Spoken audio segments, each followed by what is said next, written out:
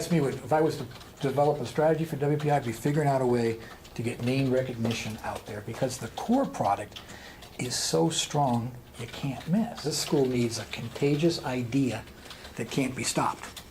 And so you start thinking, what is kind of a crazy idea that, and so Gompei being very lovable, and I was really impressed when I came to my first homecoming, because I've only been at WPI 8-9 months, I haven't been here a year yet.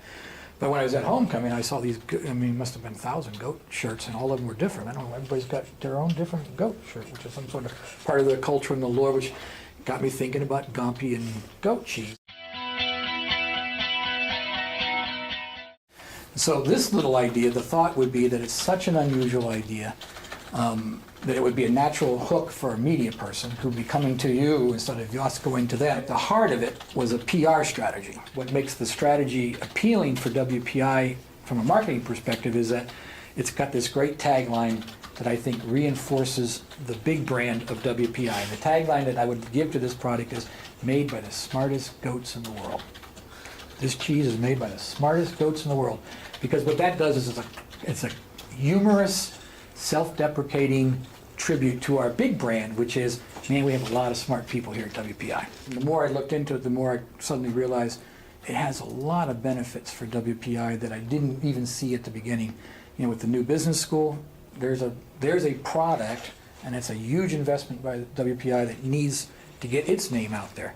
So this thing could actually do double duty for us because we could attach it to the business school. It's automatically going to bring WPI into the conversation, but it would also bring our new business school into the conversation. It would bring creativity, and it lends itself to local investment because it's Worcester-based. There's a number of different, believe it or not, cheese farms right around here. So we'd have to buy the cheese, which we'd get at wholesale price, and then slap on a 3-cent label, and off we could go. It's about time. WPI needs a presence for being entrepreneurial, for having products. I assume you would be part of the startup team or whatever that has students, alumni, actually doing things that the world can see. So you can either be a high quality, small volume cheese that has has the cachet of being very hard and therefore very expensive, or you can have a built-in market like Gompei's cheese in theory has. It's a local, probably just a highly localized market. It is cheese that is made in Massachusetts, perfect to the tastes of the WPI alumni and market.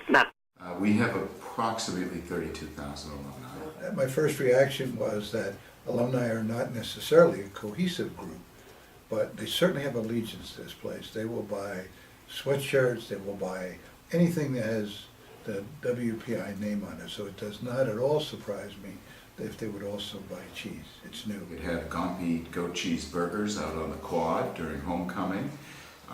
We have an alumni magazine that could have a piece in it. The hunger for goat cheese is large. So there is no reason to believe necessarily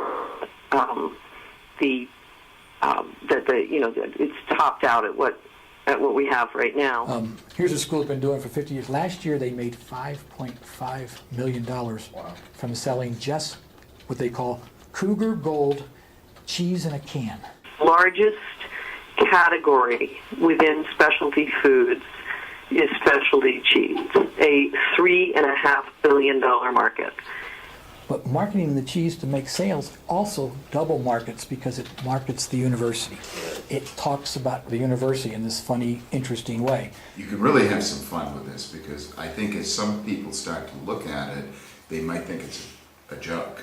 And then they'd see some humor in the whole process. And then when they found out it was a real product, there might be an enthusiasm for it. And it might need to be more of an education about what Gompei is and why Gompei would be creating a quality product. Successful, you would get lots of coverage at launch. You could get coverage a year later. You get coverage whenever you hit we sold $100,000 that year.